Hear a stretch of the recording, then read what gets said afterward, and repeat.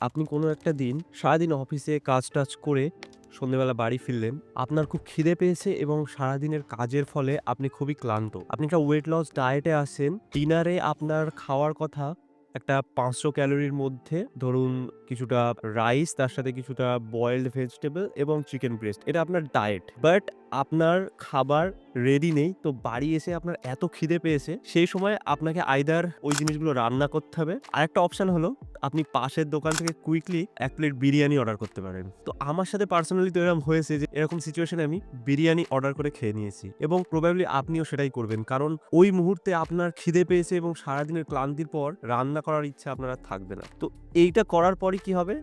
আপনার ডায়েটের ১২টা বেজে গেল। আপনার ক্যালোরি ডেফিসিট তো হলোই না, আপনি ক্যালোরি সারপ্লাসে চলে গেলেন এবং আপনার ডায়েটটাও ভেঙে গেল। তার সাথে, সাথে কিন্তু আপনি একটা আনহেলথি খাবার কনজিউম করলেন যেটা আপনার প্ল্যানের মধ্যেই ছিল না। তো এই জিনিসটা অ্যাকচুয়ালি কেন হলো? আপনি হয়তো ভাবছেন যে আপনার সেলফ কন্ট্রোলের অভাব বা মোটিভেশনের অভাবের জন্য এটা হয়েছে। বাট অ্যাকচুয়ালি সেটা নয়। এই জিনিসটা হয়েছে ডিসিশন ফেটিগ এর জন্যে। হ্যাঁ, সারাদিনে আপনি এত ডিসিশন নিয়েছেন যে ওই পয়েন্টে এসে আপনার ব্রেন আর ডিসিশন নিতে চাইছে না। এমন না যে আপনার ব্রেন আর ডিসিশন নিতে পারবে না। সে পারবে কিন্তু সে আর ডিসিশন নিতে চাইছে না। এবং এই জিনিসটাকেই বলা হয় ডিসিশন ফেটিগ। তো আজকে আমরা ডিসিশন ফেটিগ নিয়েই কথা বলব যে কিভাবে এটা আপনার ফিটনেস জার্নিতে একটা বড় বাধা হয়ে দাঁড়াতে পারে এবং কিভাবে আপনি ডিসিশন ফেটিগটাকে এড়াতে পারেন। তো আগেই যেটা বললাম, আপনি সারাদিন অফিসে ছিলেন, বিভিন্ন মিটিং ছিল, বিভিন্ন প্রজেক্টের বিভিন্ন কাজ ছিল। অনেক ছোট, ছোট ডিসিশন আপনাকে কিন্তু নিতে হয়েছে সারাদিনে এবং এতগুলো ডিসিশন নেওয়ার পর আপনার ব্রেন কিন্তু ফ্যাটিগড, সেইজন্যে সে আর ডিসিশন নিতে চাইছে না। তো কি to avoid decision fatigue is আপনাকে ডিসিশন নেওয়া কমাতে হবে। অনেক ছোট, ছোট ডিসিশন যেগুলো আমরা প্রতিদিন নিই, যেগুলো আমাদের না নিলেও চলে, সেই ডিসিশনগুলো যদি আপনি না নেন, তাহলে আপনার ব্রেনের যে উইল পাওয়ার সেটাকে আপনি বড় ডিসিশন নেওয়ার সময় ইউজ করতে পারবেন। এবং আপনার কাছে যদি প্রপার একটা সিস্টেম থাকে, যেখানে সবকিছু অটোমেটেড, সবকিছু হ্যাবিটের মাধ্যমে চলছে, তখন কিন্তু আপনাকে ডিসিশনগুলো নিতেও হবে না। কারণ সবকিছুই আপনার কাছে অটোমেটেড। আপনাকে প্রত্যেকবার ভাবতে হবে না যে এটা করব না এটা করব। যখনই আপনার কাছে ২ টো চয়েস থাকছে যে এটা করব না এটা করব, তার মানে আপনাকে একটা ডিসিশন নিতে হচ্ছে। বাট আপনার কাছে যদি এরকম কোনো চয়েস না থাকে, ভাবুন আপনার খাবারটা যদি রান্না করা থাকতো, তখন আপনার কাছে এরকম কোনো চয়েস থাকতো না যে এই খাবারটা খাবো না বাইরে থেকে অর্ডার করব। এই চয়েসটা কিন্তু থাকতো না। আপনার খাবার যদি রান্না থাকতো আপনি সেটাই খেতেন। হয়তো একটু গরম করে নিতে হতো। বাট সেটা কিন্তু ডিসিশনের দরকার সেখানে পড়ছিল না। তখন কিন্তু আপনার ডায়েটটা আর ভাঙতো না। এবং এইজন্যই লক্ষ্য করে দেখবেন অনেক স্মার্ট মানুষ তারা কিন্তু ট্রিভিয়াল ডিসিশন গুলো নেয়ই না। যেমন আপনি স্টিভ জবসকে দেখবেন সে সবসময় একই কালারের টি-শার্ট কিন্তু পরে থাকে।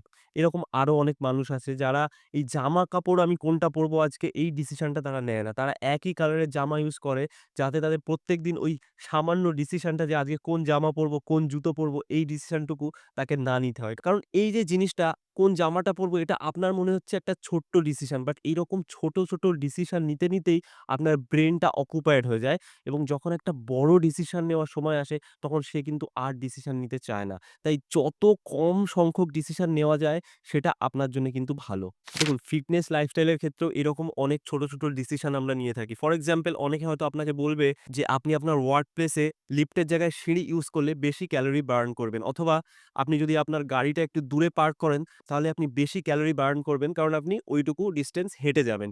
বাট এই যে ডিসিশনগুলো ছোট, ছোট ডিসিশন যে আমি সিঁড়ি নেবো না লিফট নেবো নাকি গাড়ি দূরে পার্ক করব না কাছে পার্ক করব, এই ডিসিশনগুলো কিন্তু একেকটা ডিসিশন এবং এগুলোও কিন্তু আপনার মধ্যে ডিসিশন ফেটিগ তৈরি করে। বাট আল্টিমেটলি এই যতটুকু ক্যালোরি আপনি বার্ন করছেন সেটা কিন্তু সেরকম কোনো এফেক্টিভও না। কারণ আপনি লিফটের জায়গায় সিঁড়িতে উঠে যেটুকু ক্যালোরি বার্ন করবেন ওইটুকু ক্যালোরি একটা আপেল খেলেই কিন্তু আপনার মধ্যে চলে আসবে। তাই এই ট্রিভিয়াল ডিসিশনগুলো নেওয়ার কোনো মানেই হয় না। এগুলো অ্যাকচুয়ালি আপনার ফিটনেস লেভেল বাড়াচ্ছে না বরং আপনার ফিটনেস জার্নিটাকে ঝুঁকির মধ্যে ফেলে দিচ্ছে। আরো একটা জিনিস, আপনি যখনই শপিং করতে যান সেটা যেকোনো শপিং হতে পারে, আপনার খাবারের শপিং হতে পারে, গ্রোসারি শপিং হতে পারে বা যেকোনো শপিং হতে পারে। আপনি সুপারমার্কেটে গেলে যদি আপনি আগে থেকে একটা শপিং লিস্ট না নিয়ে যান, সেখানেও কিন্তু আপনার ডিসিশন ফেটিগ এর মধ্যে পড়ার একটা জায়গা থেকে যায়। তো যদি আপনি আগে থেকে ঠিক না করেন যে আমাকে এই জিনিসগুলো কিনতে হবে, শপিং মলের এনভায়রনমেন্টটাই এমনভাবে ডিজাইন করা থাকে যে তারা আপনাকে প্রলুব্ধ করবে বেশি জিনিস কেনার জন্যে। তো আপনি তখন ডিসিশন নিতে পারবেন না যে এই জিনিসটা কিনবো না কিনবো না। হয়তো জিনিসটা আপনার দরকার ছিল না। বাট যেহেতু আপনি ওই জায়গায় গিয়ে ডিসিশন ফেটিগ এর মধ্যে পড়ে যাচ্ছেন, আপনি একটা অপ্রয়োজনীয় জিনিস কিনে ফেলছেন। যে জিনিসটা আনহেলথি আপনি খেতে চান না সেটাও আপনি বাড়িতে কিনে আনছেন। তো এই জিনিসটা যাতে না হয় সেজন্য অবশ্যই যখন আপনি শপিং এ যাবেন, শপিং এ যাওয়ার আগে একটা লিস্ট তৈরি করে নেবেন যে এই জিনিসগুলো আমার দরকার। এবং তাহলে আপনি দেখবেন যে আপনাকে ওইখানে গিয়ে আর ডিসিশন ফেটিগ এর মধ্যে পড়তে হবে না। ঠিক একইভাবে কোনো পার্টি বা কোনো অনুষ্ঠান বাড়িতে যখন আপনি খেতে যাচ্ছেন, তখন আগে থেকে ঠিক করে নিন যে আমার ডায়েট আমাকে কি, কি অ্যালাও করবে।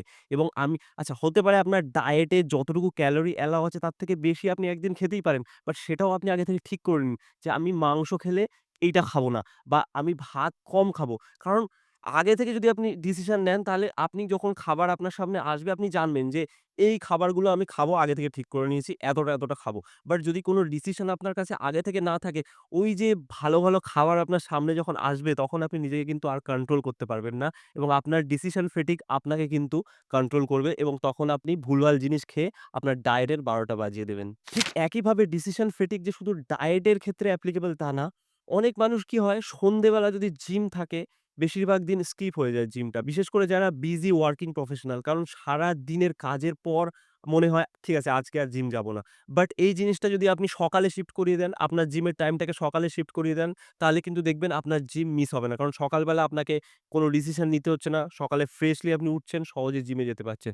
বাট সেটা যদি নাও হয়, আপনাকে যদি ইভনিং ওয়ার্কআউটই করতে হয় বা আফটারনুন ওয়ার্কআউটই করতে হয়, আপনি কি করবেন? আপনি আপনার জিম ব্যাগ গুছিয়ে নিয়ে যান অফিস যাওয়ার সময়। তাহলে আপনার কাছে যদি জিম ব্যাগ অলরেডি গোছানো থাকে, তখন আপনি অটোমেটিক্যালি জিমে যাবেন। তখন সেটা আপনার একটা অটোমেটেড সিস্টেম হয়ে গেল। আপনাকে আর ডিসিশন নিতে হচ্ছে না যে জিম ব্যাগ কি আমি প্যাক করব? আজকে কি আবার জিমে যাবো? এই ডিসিশনটা কিন্তু আপনাকে আর নিতে হচ্ছে না। তাই আপনি সহজেই কিন্তু জিমে চলে যাবেন। তো শুধু ডায়েটের ক্ষেত্রেই কিন্তু ডিসিশন ফেটিগ অ্যাপ্লিকেবল তা নয়। সব ক্ষেত্রেই ডিসিশন ফেটিগটা কিন্তু অ্যাপ্লিকেবল। তো যাই হোক আমি আগের ভিডিওগুলোতে যেভাবে বলেছি যে আপনার কাছে যদি একটা প্রপার সিস্টেম থাকে, সেই সিস্টেম আপনার মোটিভেশন এবং ডিসিপ্লিনের উপর ওভার ডিপেন্ডেন্সি কমায়। ঠিক একইভাবে সিস্টেম আপনার ডিসিশন ফেটিগ কমাতেও কিন্তু সক্ষম। তাই যে কাজটা আপনাকে প্রতিদিন করতে হয় সেটা আপনার সিস্টেমের মধ্যে ফেলে দিন। সেটাকে হ্যাবিট বানিয়ে ফেলুন। সেটা নিয়ে রোজ, রোজ আর ডিসিশন নেবেন না। এটাতে আপনার ব্রেইনের ওভারলোড হবে এবং আপনি ডিসিশন ফেটিগ এর মধ্যে পড়বেন। তার ফলে যে গুরুত্বপূর্ণ ডিসিশনগুলো আপনাকে অ্যাকচুয়ালি নিতে হবে, সেখানে গিয়ে আপনি সঠিক ডিসিশনটা কিন্তু আর নিতে পারবেন না। এবং সবশেষে নিজেকে এই প্রশ্নটা করুন যে, আমার সিস্টেম কি এমন সিস্টেম যেটা আমাকে প্রতিদিন নতুন, নতুন ডিসিশন নিতে বাধ্য করে? নাকি আমার সিস্টেম এমন একটা সিস্টেম যেটার জন্য আমাকে ডিসিশন নিতেই হয় না? এবং মনে রাখবেন আপনার ফিটনেস জার্নি মোটিভেশন কম থাকার জন্য কিন্তু নষ্ট হয় না।